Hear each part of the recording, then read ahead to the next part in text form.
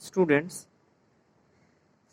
today we will discuss about cell. Okay. First of all, we have to know that what is cell. Suppose this is a garland. This is a roughly drawn garland made up of flowers. Flower garland. Okay. If we ask anybody that what is the unit of this garland, we can easily give the answer that flower. Flower is the unit of this garland because the number of flowers when they are binded with the help of a thread, a garland is made. So flower is the unit of a garland. Suppose this is a wall, concrete wall. If we ask anybody that what is the unit of this wall, the answer will be bricks, because we put the bricks with the and attach them with the help of the cement, and then a wall is built.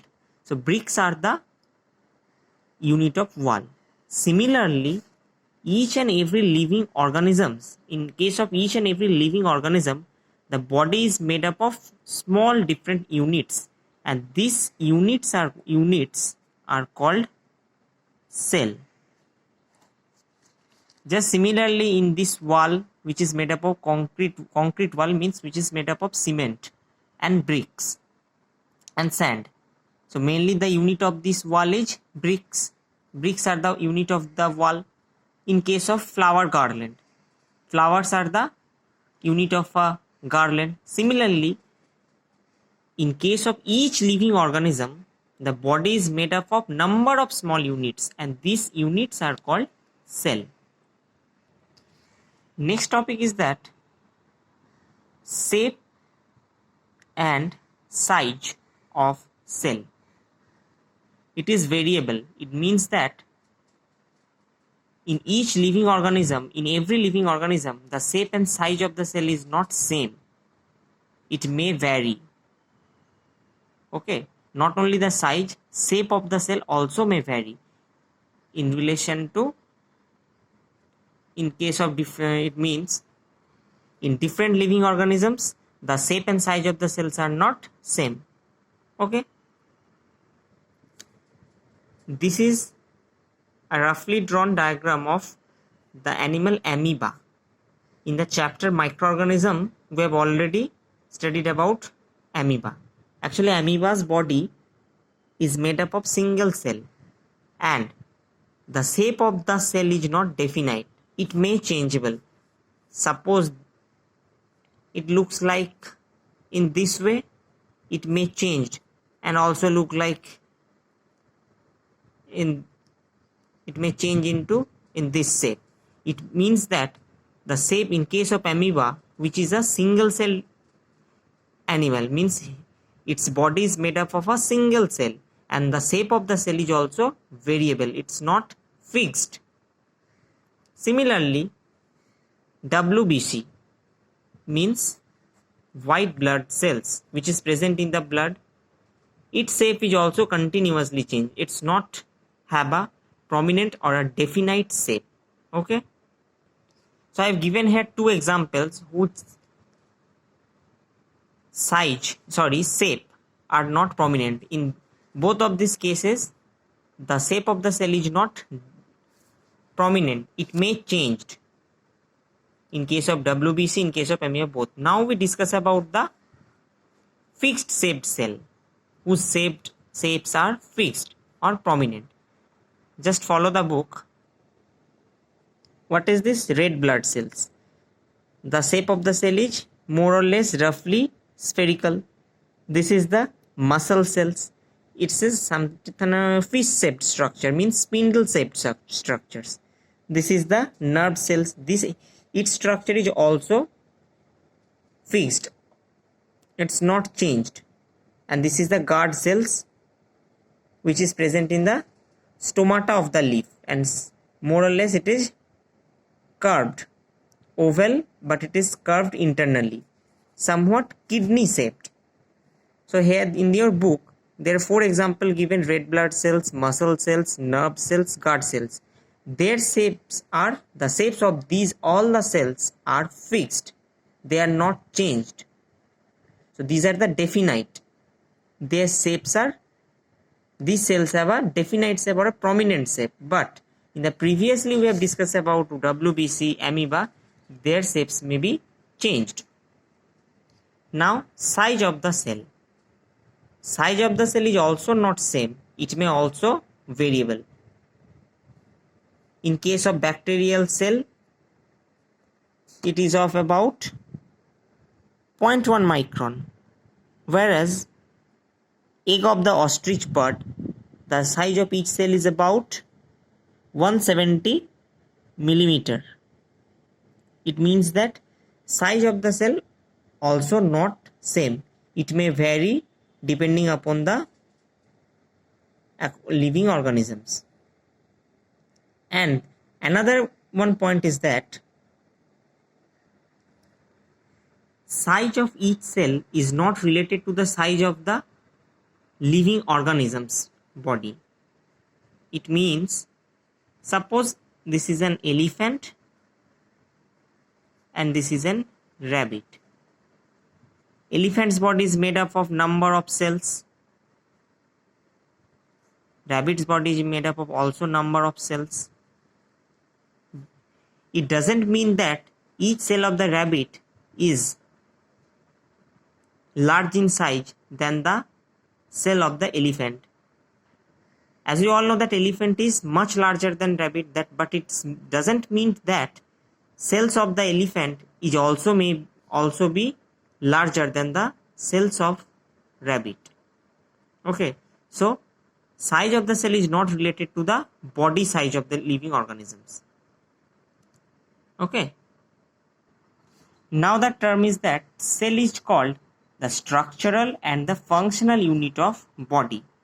Now the question is that why it is called structural unit and why it is called functional unit. First, when we give an example of a garland or brick, we have seen that a number of flowers helps to make a flower garland.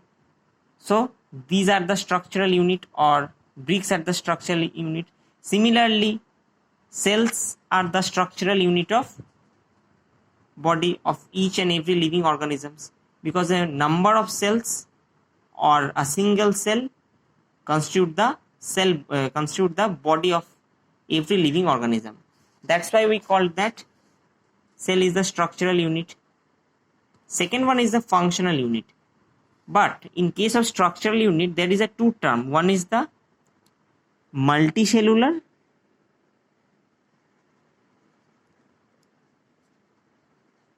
and second one is the unicellular. Unicellular means, in this case, the living organism's body is made up of a single cell. For example, I have already given here amoeba. Second one is the paramecium, euglena. They are very simple and their body is made up of a single cell. That's why they are called unicellular. Multicellular is the opposite, means the higher living organisms, their body is made up of more than one cell. They are called multicellular organism. So multicellular and unicellular on the basis of number of cells they have.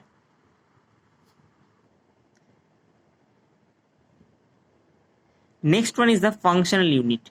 Why we call cell the functional unit? Because in each and every cell, the main functions or activity of our body takes places in the cell. That's why we call that cell is the also functional unit. Here it is given two examples. In the previous class in means in 7, in the chapter of digestion, we have found that many of the enzymes or gastric juices are released from our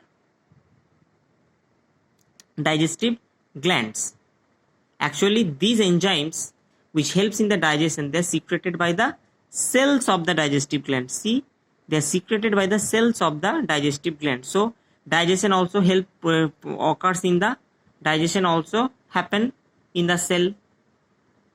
That's why we call that cell is a functional unit of living organism. Second one is the blood. We all know that blood helps in the transmission of carbon dioxide and oxygen. See, blood transport oxygen and carbon dioxide. Actually, what happened, see, in the blood there are so many cells present. One is the RBC or red blood cells. Actually, these red blood cells bind with the oxygen. These red blood cells bind with the oxygen and helps in their transport. So RBC or red blood cells bind with oxygen, and in this way oxygen is transported through the blood. So RBC means red blood cells. It means that transport of oxygen or the transport of oxygen or the inspiration process is also may happen in the cells, blood cells. Again, so we call that cell is not only the structural unit but also the functional unit. Why? Because major activity of a living organism's body happen in the or completed within the cell. That's why it is called functional unit. And the next term is the cell biology. It is a branch of biology or a part of biology which deals with mainly the detailed description, means the structure, function, about all the things which are related to the cell. In this branch, these all are described, and this branch is known as cell biology or cellular biology. Okay. Now, these cells are not seen in the open eye. To observe cell, we have to use microscope. Yes, in naked eye, we are not able to see the cell. They are very small or tiny in size. That's why we use microscope, light microscope or electron microscope to observe the cell properly. Suppose this is a leaf. We have to observe the outermost layer of, we have to observe the cells that are present on the outermost layer of the leaf. With the help of scalpel or blade, we have to cut it in a very thin piece.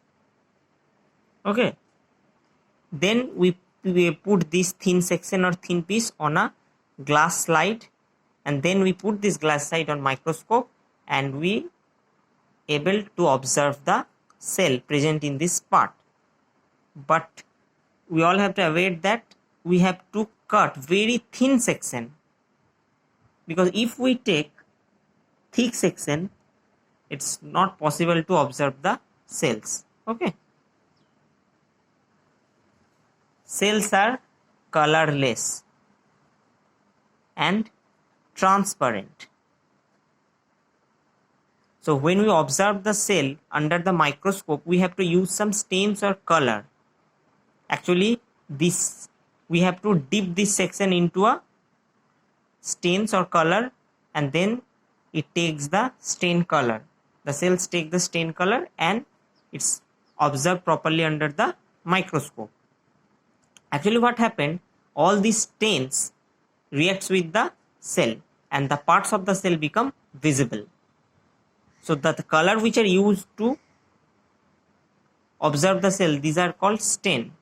See in your book, the name of some stains are given, such as eosin, saffronin, methylene blue, etc. So these are the commonly used dyes or stains. See how to we have to cut a section of a leaf or any other body parts of a living organism with the use of a blade. Very thin section we have to cut, then we have to dip it into stain and placed on a glass slide, and then over the glass we have to place the cover glass, and then we see it under microscope. So how to microscopes, how are used or handled, I will try to give a related video also on this portion. Okay, so these are the today's topic. First is that what is cell, shape and size of the cell. Okay, next one is the why it is called structural and functional unit of the cell, what is multicellular organism, what is unicellular organisms, and how cells are observed, and what is stain or dye. So these are the today's topic. On the next video I will discuss about the structure of a cell.